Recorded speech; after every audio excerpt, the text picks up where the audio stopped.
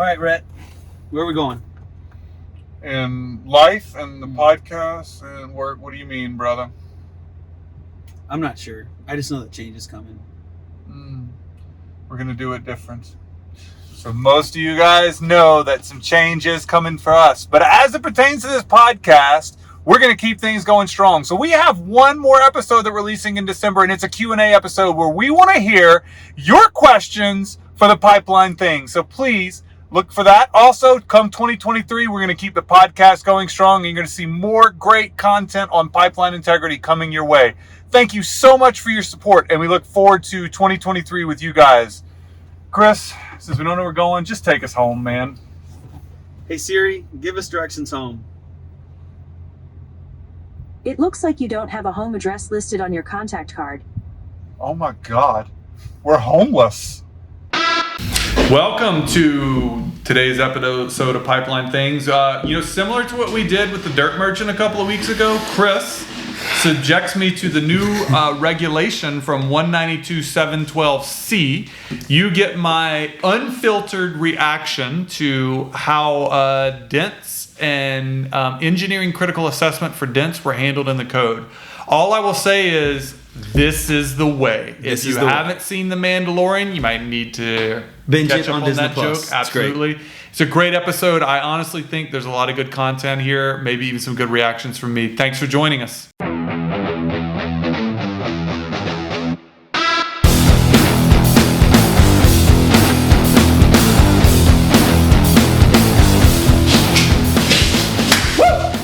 All right.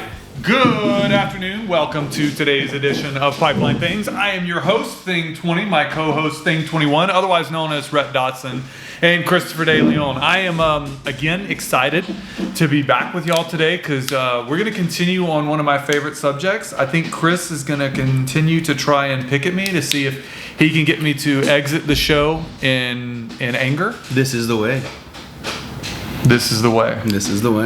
He's going straight for the segue reference there. So it's kind of funny. So I asked Christopher this morning if he had seen Obi-Wan. So I don't know if we have any Star Wars. Obviously, I'm a Star Wars fan because in the previous episode you referenced my paper, which is "Judge Me by My Size." Do you? Which is a Yoda quote for everybody out there. It was a Yoda quote. It didn't stop IPC from getting upset at the title, but it was a Yoda quote. Yep.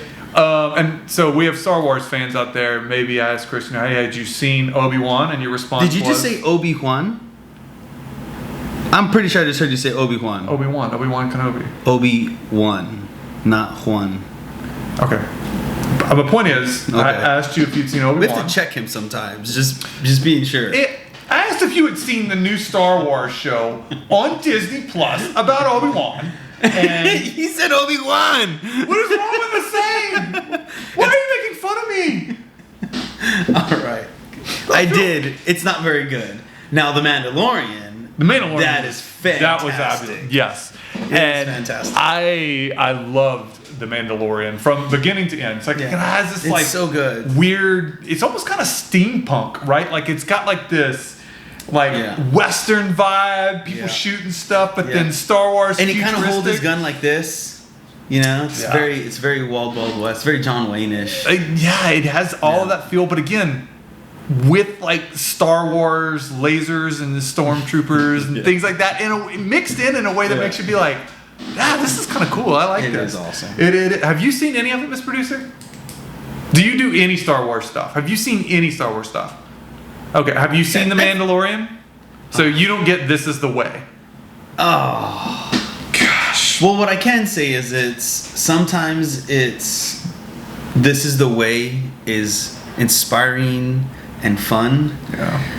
And so we have to explain it to her. Sometimes there is, oh Lord, This Is the Way. Oh, so what Christopher's holding up. Look, so let's get the audience where we're going here. We're following up on deformation tools. So we talked about deformation tools last time. Yep. And then we kind of ended right on the basis of determining dent depth. And you went all off on 1183 and doing integrity assessment calculations and all that fun stuff. And so we were talking about that, and we knew we were going to go into dent integrity assessments in this episode. What I didn't know is Ren 2. Ren 2 Yep. which everybody's been waiting on, dropped. So RIN 2 of the updated gas rule dropped, The which week of August 10th. Yep.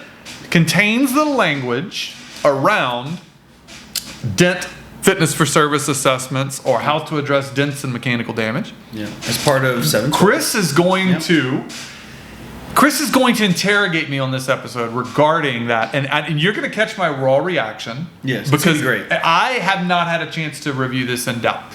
So the audience is going to get my unbiased reaction to the rule. Which is good. We And it's want funny. authenticity. So, yeah, right? Don't you guys want authenticity? They want authenticity. You want authenticity. Do you want authenticity, Mr. Yes. Producer? Do you want authenticity or you want a script? She says I will stand for nothing less. Boom. Let's go. So we'll do it live. Boom. We'll do it live. But this is the way. So like when the Mandalorian speaks, their whole creed around Mando is like, this is the way. It's like when they do things, they're like, this is the way. Yeah. Right? So when I was telling Chris, it wouldn't be any other way. I was telling Chris, I was like, man, I don't know if I'm going to agree with that provision. He's like, Rhett, this is the way. So whether you like it or not, this is the way.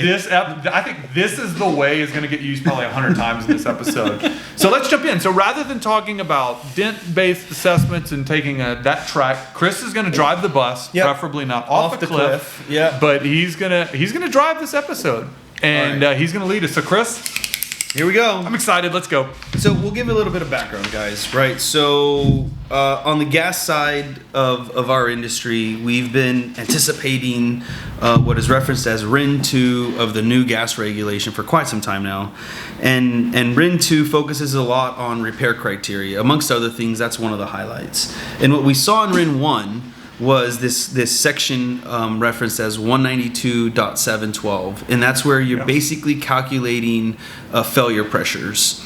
And you see this section come into play when you're potentially doing an ECA for MLP reconfirmation, or you are doing an assessment that's not in an HCA, maybe through 192.712. And so what we kind of anticipated was that this same paragraph, 192.712, was where we would see some direction around doing some type of fitness for service for dent/mechanical damage features. And it's there. Yeah, well, let's be clear. So it's there. It was a placeholder. 192.712 C originally had reserved for future use or something like that. Some people knew that, right? So we knew that was kind of going to be the placeholder, and here it is. And so we're going to walk through that. So just be clear, we're in 192.712 C for the audience. Yes. So you can go pull this and follow along with us if you want to. Yes, if you want to. God, I think it's going to be way more entertaining just to like watch him if you don't watch him, because we're doing it live. Can you not? In all fairness, I want the audience to know. All I did is skim it with you, and I underlined some things. Why did he do that? And you kept yelling, "This is the way." This is the way. You're gonna get largely my unbiased reaction. Can you try not to get me in trouble? I'm totally poking you. We have to be authentic. Okay. We're gonna be authentic, but reserve the right to edit anything. I just asked that you be professional. I'll be professional. You can be authentic and professionally opinionated. Rhett, I challenge you. I challenge you to be professionally authentic. Chris, I am always authentic with my clients. Boom, you got it. Let's go. This is the way. All right, here we go. So 192.712C, dents and other mechanical damage. Okay. To evaluate dents and other mechanical damage that could result in a stress riser or other integrity impact, the operator must develop a procedure, so you have to have a written procedure, and perform an engineering critical assessment as follows. So let's say two things. Number one, operators need to have a procedure. Number two, they just use engineering critical assessment in a different way than it was used previously. Yeah. So this is not the get same. used to that. This is not the same as ECA for MAOP reconfirmation. Nope. Different animal. Or an ECA for cracks. ECA for 712C. Yeah, this isn't an ECA for cracks either. Yes. Right. So we can. How would we describe an ECA in this context? It is a numerical. Well, they're about to say it. Look, they're about to say it. Perform an engineering critical assessment as follows. I think there you they're about go. to define I like this word. that. Chris, this is the way. So, question: do you think? You skimmed that before we got on? Do you think we could help somebody write one of these procedures? Yes. You think so? Yeah. Call us. Get help. Give us a call. Get Get into help it right now. All right. They might not want to after they listen. After to we're this done, episode. yeah. Or maybe they will. I don't know. So the ECA as follows: identify and evaluate potential threats to the pipeline segment in the vicinity of the anomaly or defect, including ground movement, external loads, fatigue, cracking, and corrosion. Thoughts? There's nothing, I have no issues with this. I think what they're really speaking to is they're addressing specific instances where dents have become problematic, and they're asking operators. I would say this fits into the data integration phase. Gather your data. I'll use my terminology. This is interacting defects. Yeah, I would agree. That's what they're after, right? So ground movement can potentially cause things like buckles to grow. Ground movement, if it pushes you up against a fixed point, can cause a dent to fail. Fatigue cracking is prevalent among some pipelines. You need to be aware if you have it. It's all encompassing. They used cracking separately, which is really kind of getting on strain. So they're telling you, hey, look, if you have a dent, know what the potential for something else to interact with it is, integrate other data sets. Nothing wrong with point number one. We're good. Point number 2, review high resolution MFL, i.e. magnetic flux leakage, high resolution deformation, inertial mapping, crack detection, inline inspection data for damage in the dent area, and any associated weld region, including data available from previous inline inspections. I do want to make a point. Guess where a high resolution deformation is and all that? It's in the middle. Second going back, if you didn't get the joke, go listen to the previous episode. You're not going to get me on that one. Okay. No. So they basically mention a handful of ILI technologies. What do you think? So I'm not crazy about the way it's worded. I think I understand what they're trying to do. And I think, it says for damage in the dent area and associated weld region, right? So they want you to view all of these stuff to determine whether or not you have a potential for mechanical damage. That's what they're after, right? I do think MFL has its place in that, but there's a lot of situations where because of liftoff, because of other things, you may not actually be able to see that mechanical damage. I think as an operator, it's worthwhile to be aware of that. So here's how I would say it. Because I would reword the point of number 2 to address this. You want to understand maybe what is causing that dent and the potential for that cause to give you other problems. Yes. Right? That's how I would word point number 2. So in other words, is it a chance that your dent isn't a dent but it's a buckle? Review your IMU data. Determine if you have bending strain issues, or is this only introduced to something that might have been erroneously called a field bend and it's not a field bend. I've seen that happen before. That means you don't have a dent concern, you got a buckling concern. Is there a chance that you had a metal loss signal in there that maybe for some reason or another wasn't called? Is there a chance that metal loss signal is potentially associated with cracking? There are some vendors who have made some claims that they can do that. I'm not going to speak to the adequacy of those claims, but I think what the regulators are doing is saying, hey, look at that data. If you think it's mechanical damage, address the possibility and the threat associated with that. If you think it's buckling, address the threat and the associated possibilities with that. This is kind of, again, more of a data integration step. So if you are a note taker and you have this printed, couple words I'd put next to number 1 is I would underline threats. Basically what we're looking for interacting threats, right? So do we know what threats could be combining here? That's really the goal or the objective of the first point. The second point truly is data integration. That's where you're actually gathering data on the target but specific feature. To ILI. Yes. It's data integration specifically to from features ILI. that have been reported to understand how the data from each ILI system can be integrated to better understand that deformation. Is that deformation with coincident metal loss, or is that gouging? Right? Is that a buckle? So they're kind of like 2 different forms of data integration. One I'm going to say is data integration outside of the ILI tool. Do you generally have a fatigue cracking threat or the possibility on this pipeline? The second one is what other information do you have from your ILI tools? The second point I would make is, and if we have any of our friends at the Grit listening to our podcast, I would say this is a good opportunity for an FAQ on bullet 2, because when you use the word and crack detection, that could be interpreted as a prerequisite. And I think the intent here is if you have it, you want to integrate it. Right. So that's a big point for clarification there. All right. Moving on to number 3. Perform pipeline curvature-based strain analysis using high-resolution deformation inspection data. Thoughts? For gas pipelines, I think a lot of operators have already been moving that way. I certainly don't have any problems with it. I think the only sticking point here is I don't know that they defined high resolution in here. We touched on that last time. Yep. I think high resolution is incumbent upon the operator to understand, and high resolution is really speaks to how well or how certain in you and your ability to quantify the strain, right? So if you got a high resolution tool, quote unquote, but it's got a large uncertainty in the strain, I don't really care that it's high so resolution. I'm going to ask some questions here because, again, we got some momentum, and so I want to dig into this a little bit. If we don't know what high resolution means, is it fair to say that we need to focus on how well the tool can create a profile? Yes. So is that the way to advise our customers to think through this? Yeah. How well and what quality is the profile that you get, right? What I'm going to say is I'm not aware of any vendors out there who have specs on how good their profiles are, which is a challenge. But point is, let's give me some, I'm going to give some concrete guidance here, which I don't typically do. If you're looking at a sensor spacing that's generally greater than 1.5 inches between your circumferential sensors, it's probably not a high resolution tool. Yeah. And you're probably going to struggle to have the resolution you need to do an adequate curvature-based assessment. There's some things you can do to work around that, but you're going to struggle.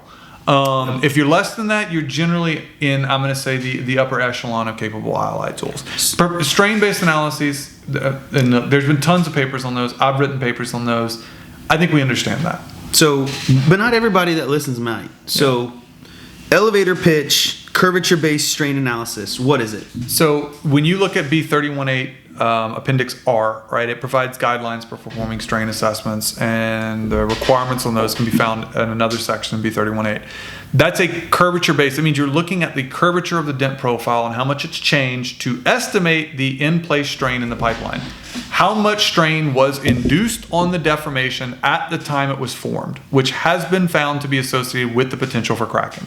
So really what you're looking for is my dent likely to have cracking as a result of the strains induced at the time the dent was formed? And those calculations are standard. I would say yes. So the variable here is how well the ILI tool can characterize that profile to establish radiuses. Yes. It means you're going to need what we call radii data. So a lot of times you're used to getting a listing. Operators, if they're going to want to do this, are going to need to get more than just a listing. You're going to actually need to get the caliper traces from the tool to perform this type of assessment. So that sounds like part of your written specification earlier. It's important. This is a change. So before where you were needing to understand where you had deformations above a certain depth, regulation is now requiring you to report features differently. Yeah. Now you have to understand the radius or these radii files, these profiles of dents. So that's a reporting requirement change. It is, and I'm going to say it's something that I think it's important for operators to begin. This is just like getting your IMU data written into your specification. Yeah. You need to begin getting the radii files written into the specification. So what that is reportable dents. For all reportable dents, right? So you're looking at how much or what is the shape of that dent in full 360 degrees, right? All the way around the pipe circumference over a given length. Okay.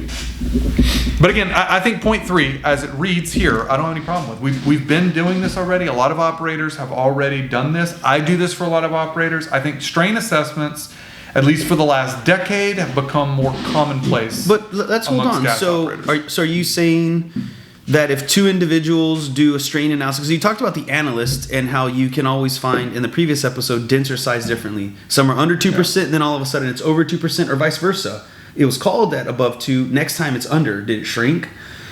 Strain. Are all strain analyses equal?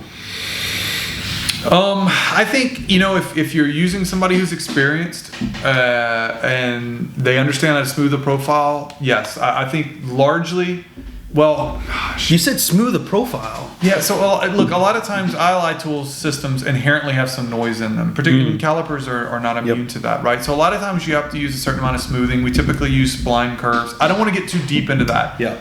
That in and of itself is a bit of an art. But if you have somebody who knows what they're doing, they will usually get the correct answer. And I'll say, there's a number of people that do that. I guess I'm not getting too hung up on it, Chris, because if you have a vendor, this wasn't in regs before, and now it is. Right. So this is an opportunity for our audience. No, but engineering critical strain appeared in the response criteria section for ILI. That has already been in there, which is why a lot of people have been doing it.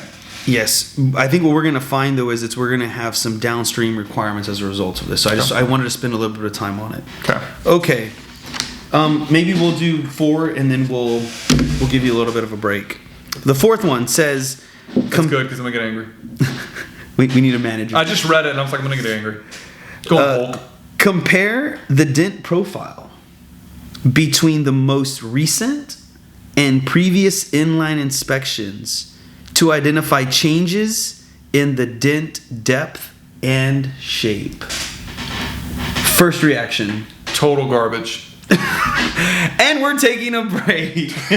Are we really? I think we need to take a break. We need to talk about this. We need to compose ourselves a little bit. All right, well, hey, join us after the break. We're Thing 20 and Thing 21, where we pick up on the subject of total garbage. This is the way. Hi, I'm Kara Turner. I am the Managing Director and co-founder of ADV Marketing. We get the honor of working with Rhett and Christopher to produce this crazy podcast and also work with them on any other initiatives that they have when it comes to marketing. And if you know them or are listening to this podcast, you know that it gets pretty crazy around here. So we have a lot of fun with them. ADV Marketing is a full-service business-to-business marketing agency. We specialize in service companies and technology companies. So if you are enjoying listening to this podcast and the fun that they're having, reach out to us and see how we can make your marketing fun. All right, so we're back. I'm practicing breathing. I'll bring us back. So you watched that anime show, Demon Slayer, right? So you practice the total breathing? Yes. I'm practicing total breathing to keep my emotions in check. You have to do a little... You see steam coming out of my mouth? Yeah. I'm practicing. People are going to know how nerdy we are, dude, that we watch anime and stuff like that. So. You know in Bad Boys, doesn't Martin Lawrence do the You never watch any anime? Woosah. Dude, anime's got some cool stuff. Woosah. Especially, I'm not going to lie, I like to watch it in Japanese with the subtitles underneath. Oh, it's way better. And my wife walks in and she's like, what are you watching? Okay. All right, I'm calming down. Back to. So, I think we both could say a whole lot about bullet number 4. And I think that to create value for the audience on this episode, it's important to understand why we think this is challenging. Yeah. So I use the word total garbage. Look, let's go in there, Chris, because I want you to know why. Look, you got my reaction. Yep. We said the authenticity. problem is we have prescriptive regulation. Prescriptive regulation says if you are greater than this, do that. If you meet this criteria, do that. This is a completely subjective line in here. So I know from experience, I've compared numerous dent profiles. Do you have a paper on that? Actually, we did do a paper comparing the results of dent depth and strain. That was in IPC 2020. I think it was called Judge Me by My Size. That's the paper you were going for with I was. So the challenge there is that no two dent shapes are ever going to look quote unquote the same. Yep. Tool velocity, if you, God help you, if you change vendors, you're probably going to get a very different look at the dent shape. My challenge is what is a significant change in dent shape? I don't even know how, I'm being honest with you, I've seen a lot of profiles. I don't know how I would define a significant change in dent shape. I don't like that being in regulation. Yeah. Because I think that that's too subjective in a prescriptive regulation. Dent depth, what is significant dent depth? If you tell me that a change in dent depth outside of the specification for a geometry tool is significant, we're going to have a lot of problems, Chris. Yeah. We're going to have a lot of problems. So if I can bring this around. You going to try and make something from my garbage? One man's trash is another man's treasure? No, I'm going to try to restate what you said. And that's, there's going to be challenges in how 2 different ILI systems, which may not have the same measurement principle, will provide data that you have to compare. So that's one set of changes you'll have to manage. And then the other is understanding how that ILI data set is able to produce dent depths and shapes and for you to identify what significant is. I think that you're going to have to define significant. And I think in this case, you may get in a 1.4% dent. You may get substantial differences in strain that may not matter at the end of the day. It might be 1% versus 3%. Move on, right? So I think, again, you're going to need to talk to somebody who's going to define significant in terms of integrity, which bullet point 4 doesn't do here. And you hit it on the head. And so, again, for our note takers there, as we're writing notes next to bullet item number 4, here's my suggestion. A way to interpret this is that this is a process. Yeah. And bullet item number 4 is one component in this process of an evaluation. It's one component of a engineering critical assessment for Yes. dents, as it's identified. Exactly. And so in this critical assessment, what we're basically doing is we're going through a step of different analyses that have to be done to reach a conclusion. It's not that you're going to draw a conclusion from step 4, but rather it's one of several inputs into the broader analysis. And we just believe that this is where you can find a lot of uncertainty, not in that the integrity of your pipeline is uncertain, but rather how to interpret these results. So while this could be an important step for a macroscopic level comparison, don't hang your hat on making a lot of decisions based on bullet number 4. Would you agree? Yes. Awesome. Number 5. Get help. You were breathing. I'm good. I like your calm. This is good. I wonder if this is why, like, you know, when we both have kids, when our wives were practicing breathing techniques. We didn't do that. She told me to get out of the room. That's a whole nother story. Let's move on. Literally, I was trying to actually do something like she is in labor. I don't remember what I said. She's like, I was trying to count. That's what it was.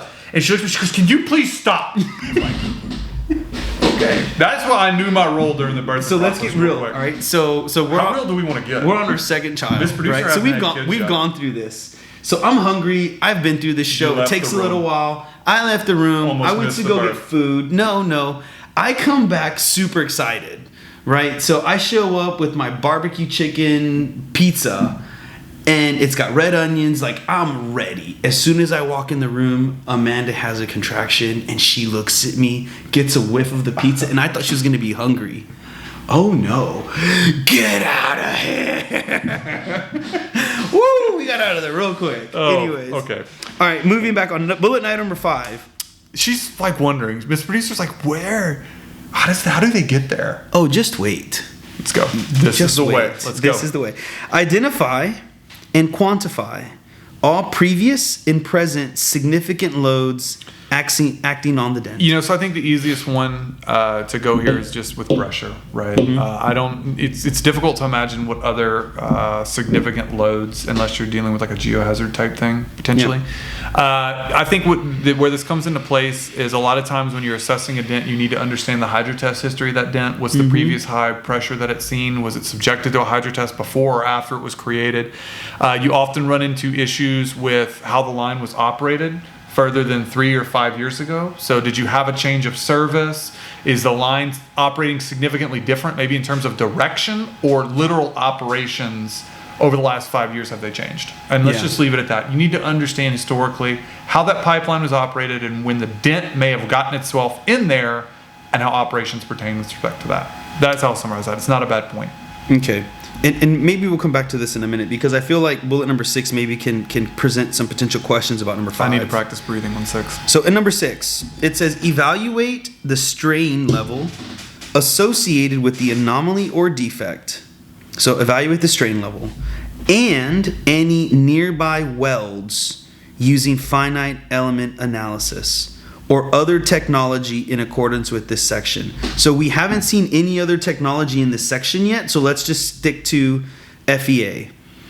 Using FEA to quantify the dent strain and then estimating and evaluating the damage using strain limit design and ductile failure damage indicator, DFDI, at the dent.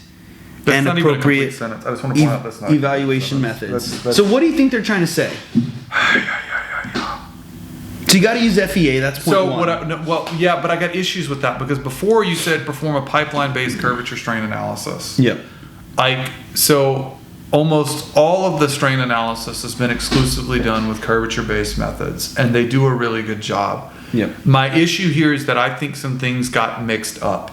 So you can use FEA, but it's more common to use FEA for a remaining life analysis or to understand how the dent behaves to loads, either internal pressure or external. It's less common to use FEA for a strain-based assessment. You can, and there's really only been a few publications on doing that, and that's how it got tied to the DFDI.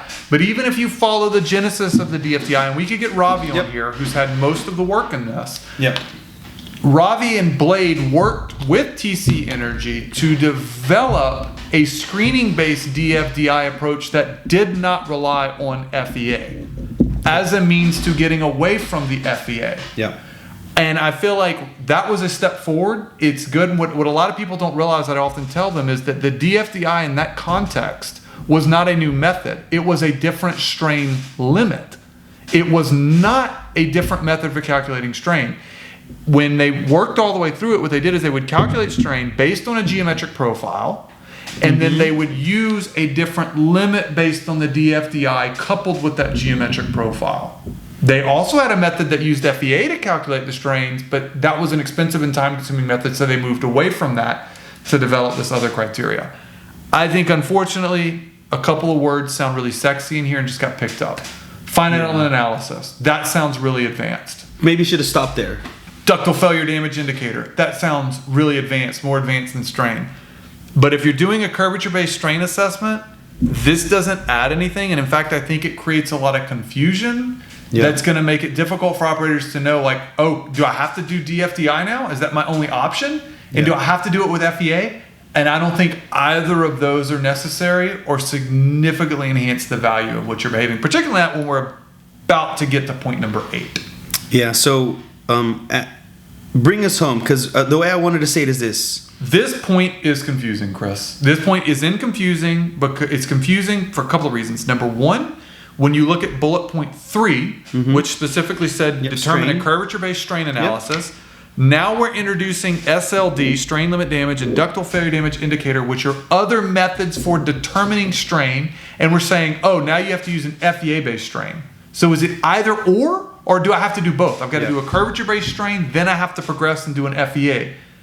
And I don't think that when you go back and look at the papers that Robbie put together in TC, the intent was to make everybody do an FEA on strain. That was not the intent. And so this is where we're going to do a little bit of compliance. Not to mention, let me also go, if you get on DFDI, the real problem there is that DFDI required true stress, true strain curves to develop not a screening-based DFDI, but an actual limit. Nobody's got true stress, true strain curves. Those are difficult to get. So let me hone in on some words here, right? So remember when I read this, I said, let's pause. So let's just say other technology. And the pause was or other technology in this section. Yeah, so do we have other technology? In that section, are they referring back to bullet 3?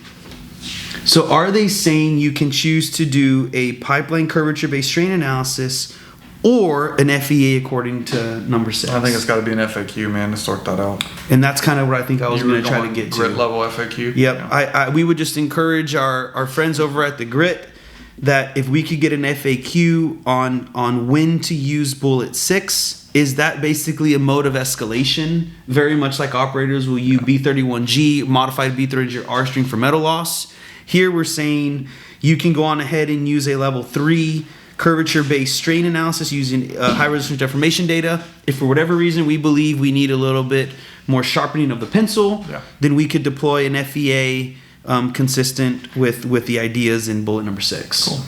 Awesome. Let's move on. Yeah, let's go through 7 quick because I want to get to 8. Number 7, the analysis performed in accordance with this section must account for material properties uncertainties. They're probably pointing to 607, the 192-607, model inaccuracies, and inline inspection tool sizing tolerances. What do you think? So it's interesting you pointed to 607. My reaction would have been, I think that's necessarily what they're thinking of. So when I think of material property uncertainties, you know, that I really get on with the strain and what limit do we use for strain. But if we know the properties and the grade of our pipeline, we can generally use some higher strain limits. If not, like we're forced to use the DFDI from the previous one, then Ravi and company handled that with a factor of safety.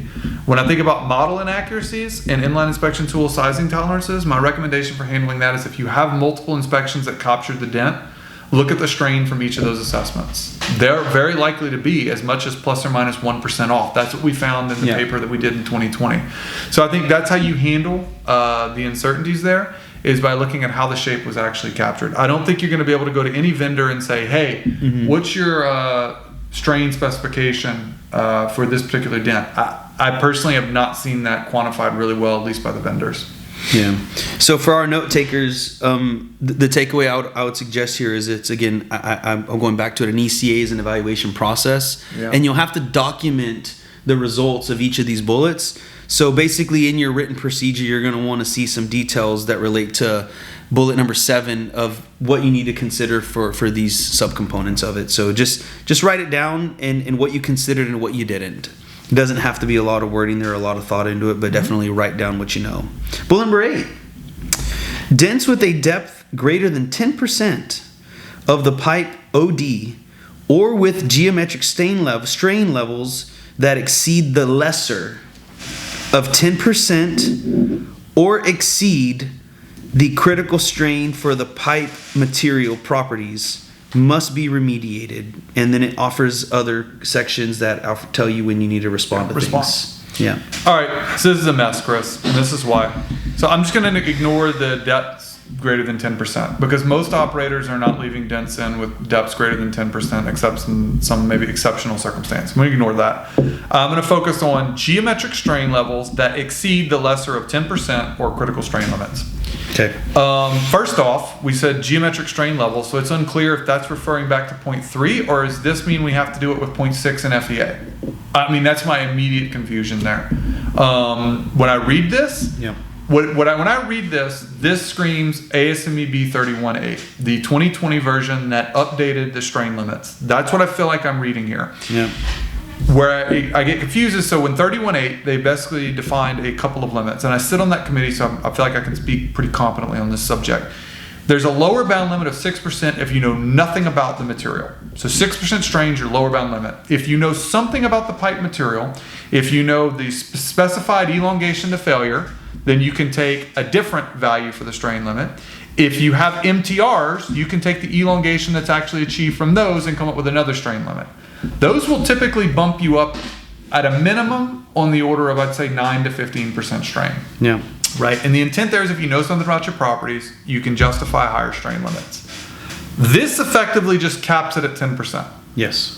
My challenge is the whole purpose behind the DFDI in most cases is it gives you a more accurate estimate of the strain, but it also gives you much higher limits. So if you're pulling that true stress, true strain curve that's necessary to do the full DFDI approach, you're typically looking at strain limits that might be 18, 19, 20%. Yeah. And you just capped it at the knees and said, yep, but you can't get higher than 10% unless I'm interpreting geometric strain to only be related to 0.3. So it's very unclear how points 3, 0.6, and 0.8 relate together because we've mixed different approaches with different limits, and I feel like it's honestly a muddy mess. Yeah. So it feels like this was almost a compromise, and obviously we don't have the background here where they want to use the information you have to do an advanced analysis. Let's call it an advanced analysis. Well, this is the way. But it's limited. It is prescriptive to some degree. So even if you understand your material properties and you're confident you don't have cracking due to strain, it caps at 10%. So stressed out. No, let me tell you what I think they tried to do. Yeah. I'm going to tell you how these assessments have historically gone, and I don't think the regulations intended to go against what was done, right? So what we tried to capture in 1183 is a general tiered approach to how you handle dent assessments, right? So your first level of resistance or your first level of attack is that geometric strain assessment. So I'm going to do a curvature-based strain assessment, and I'm going to use the limits from 31.8, right? There have been a few cases where operators said, hey, I'm over the limit there. Yeah. I want to push the limits and look deeper. So I'm going to do an FEA-based, a more advanced one, and I'm going to couple that with more information on the material side. Yeah. Right? But you usually don't do that advanced option if you're fine on the lower option. Because if you're fine on that, you're going to pass on the advanced one. And usually only go here in exceptional circumstances. I feel like what we did is we kind of mixed them up. And I don't think that was necessary. If what we're trying to say is, regardless of the method of assessment, I will not permit higher than 10% strain, I think that's really going to discourage anybody from using an FEA-based approach and potentially from using something like the DFDI. If what we were trying to say is we won't permit higher than 10% for a geometric-based strain assessment, something like B31.8, not FEA, I could buy into that because in general, I'd say in most cases, that's not necessarily bad, and you don't usually want to push dents too far beyond 10% in a geometric-based strain assessment coming off of the back of an ILI tool. That was a lot of words, and I hope if the operators are confused, I'll say again, my point is get help, yes, Yep. and understand that I think what we did is we took a tiered approach to dent strain and we kind of mashed them together in points 3, 6, and 8. Yeah, and the cool thing is there is going to be a written procedure for operators, and so there's an opportunity to engage in these discussions and then make decisions on the interpretation. So just another plug to our friends over at Grit. You know, FAQs would be pretty helpful here.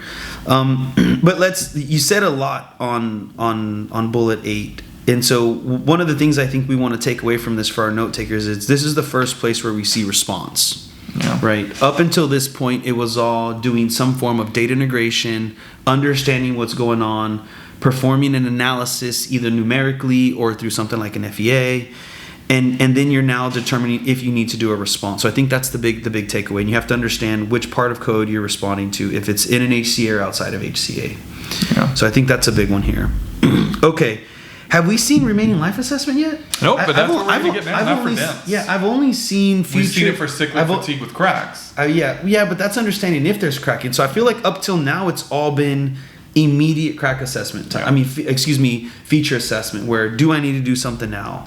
It feels like that. Now we know that in these other sections, 713 and 933, it says what's an immediate 1 year condition, etc. So we could dig into that later. But let's look at bullet 9. I feel like I might have a PPIM paper here. Yeah, I think so. Yeah. We got an email saying that they're open for abstracts now. True. This is a good Submit one. 'em. This is a Boom. good one. This is the way. That's the title of the paper. It is. Already done. Using operational pressure data, a valid fatigue life prediction model that is appropriate for the pipeline segment, and assuming a reassessment safety factor of 5 or greater for the assessment interval. Estimate the fatigue life of the dent by FEA or other analytical technique that is technically appropriate for the dent assessment and reassessment intervals in accordance with this section. Multiple dent or other fatigue models must be used for evaluation as part of this ECA. So let's use that last sentence last. Let's try to interpret the first sentence if we can. I'm looking at Miss Producer. I don't know how much time we have left to get through this, but let's do it, man. So I see operational pressure data. It's not total garbage, I'll say that. I see valid fatigue prediction model. I see safety factor for the reassessment interval 5 or greater. And they basically want you to establish an interval and the remaining life using FEA or equivalent model. So here's the challenge, Chris. I think a couple of things. I like the fact that they incorporated RLA into this. I think that's great. Even for gas pipelines, I think it was great. I think the reassessment safety factor of 5 kind of surprises me a little bit. That's the first time I've seen it explicitly said. Yeah. And honestly, man, I'm just surprised by that. So the paper that we did in Judge Me By My Size looked at the adequacy of reassessment intervals for dents. We found that a 3 was good enough to cover most factors. I think 5 is pretty big. That with some of the methods that are out there, it's going to make demonstrating an RLA potentially problematic or challenging, even for gas pipelines. I don't know where the multiple dent or fatigue life model came. I mean, I think I do because I've had some conversations. I think a lot of times there have been consultants who will put out fatigue lives using multiple approaches, kind of like a shotgun approach. Like, hey, I'm going to use the Smith-Watson topper model, boom, and I'm going to use DOE curve, boom, and I'm going to use this, boom, and they're just out there like shooting shotguns, right? The problem is that I honestly think while the intent's good, I think it creates confusion because those will all generate different fatigue lives. Well, the challenge is there's a big word here. It says multiple dent or fatigue models must be used. Yes, and that confuses. So, again, I think if you have multiple dent profiles from different inspections, you should definitely perform the remaining life analysis with both of them to understand the potential variation. Yeah. That's a good practice. Do I think you should be surprised if you use the PRCI MD49 approach to assess your remaining life and then you use stress concentration factors or EPRG and you get a different life? Yeah. No, you shouldn't be.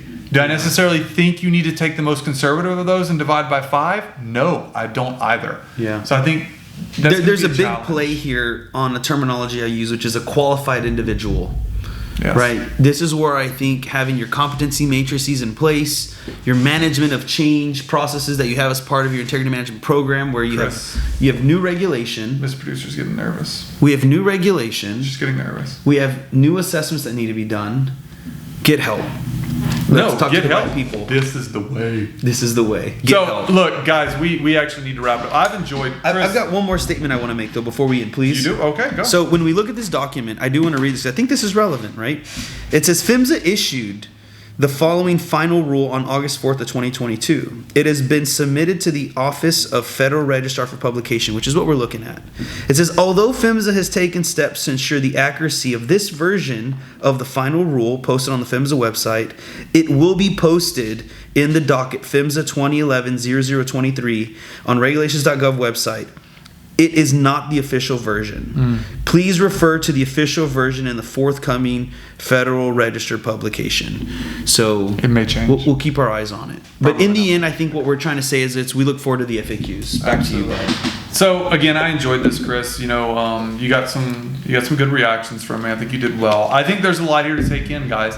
I think we're going to spend more time talking about this. It's going to be very interesting to see how it's implemented. But this was a good wrap up on the backside of deformation tools. I enjoyed it. We hope you enjoyed it. Today we'll be back again. I'm your host, Thing 20, Rhett Dodson, my co-host, Thing 21. Thank you for joining us today.